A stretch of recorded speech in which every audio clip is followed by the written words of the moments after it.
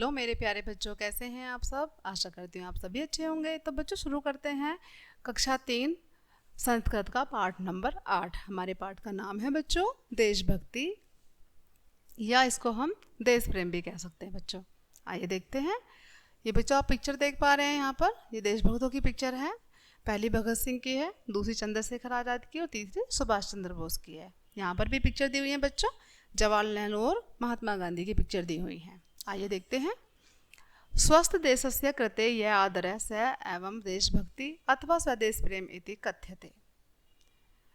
ठीक है बच्चों, यहाँ पर कहा गया है बच्चों कि अपने देश से प्यार करना, उसका आदर करना ही देशभक्ति नहीं है, बल्कि अपने स्वदेश प्रेम की भावना रखना भी देशभक्ति ही है। ठीक है। यस्मिन् देशे अस्माभिजनम लब्धम यस्य याके क्रीडत्वे पुष्टा जाता यस्य अन्य जलस्य पोषिता यस्य वायु अस्मासु जीवनम संचारयति तस्य ऋणेन कदाचपि वयम अनिर्णा भविन्तु न सुकनम। देखिए बच्चों, यस्मिन् देशे, जिस देश में हमने जन्म लब्धम, जन्म लिया है, यश्यांक क्रीडित्व पुष्टा जाता, इसकी गोद में खेलकर हम बलिष्ठ हुए हैं, बड़े हुए हैं। यश्य ने जलाशय पोषिता, यहाँ का अन्न जल हमने खाया है। यश्य वायु अस्माकम जीवन संचारती, जो यहाँ की जो वायु को जिसने हमें सींचा है, हमारे जीवन को संचार किया है। तस्य ऋणेन कदाचिपि वयम अनिर्णा भवन्ति न शुकम, इसका ऋण हम कदापि नहीं चुका सकते हैं। अतस्मादेव कथितम यत, इसलिए कहा गया है, जननी जन्म भूमिश्चय सर्वगादपि गर्यसी, जो माता होती है और जो हमारी जन्म भूमि होती है वो स्वर्ग से भी महान है या स्वर्ग से भी ऊपर है। वो देशभक्त भाव पशुषु पक्षिष्वपि च दृश्यते, जो देशभक्ति का भाव होता है बच्चों, वो पशुओं में और पक्षियों में भी देखा जा सकता है। ठीक है। कैसे?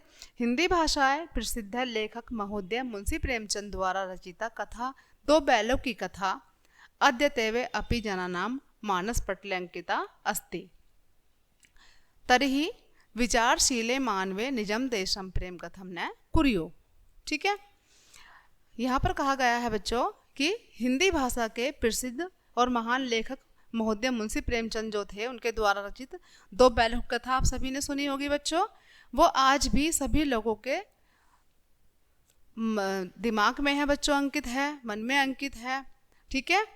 और जो विचारशील व्यक्ति होते हैं वो क्या होते हैं बच्चों, वो हमेशा देश प्रेम के विषय में ही सोचते हैं। ठीक है। देशभक्ति कृते धनावश्यकता न भवन्ति, देशभक्ति के लिए धन की आवश्यकता नहीं होती है। वस्तुतः देशस्योन्नति देश प्रेमाणी एवं आश्रिता भवति, बल्कि उसके लिए क्या होती है, देश की उन्नति के बारे में सोचना, देश से प्रेम करना ही जरूरी होता है। अतः निर्धन धनिक पंडित मूढ़ ग्रामीण नागरिक कोअपि जन देशभक्त भविन्तु शक्नोति। इसलिए बच्चों, गरीब व्यक्ति भी, धनवान व्यक्ति, पंडित हो, मूर्ख हो, गांव का हो, शहर का हो, कोई भी व्यक्ति हो, वो कोई भी देशभक्त हो सकता है जिसको देश से प्यार है, अपने प्रेम है। कस्यापि मानवस्य जीवनम चिंतनम कार्यानुष्ठानम च यदि स्वदेशस्य हितार्थ भवति तर्हि तस्य जीवनम धन्यमस्ति।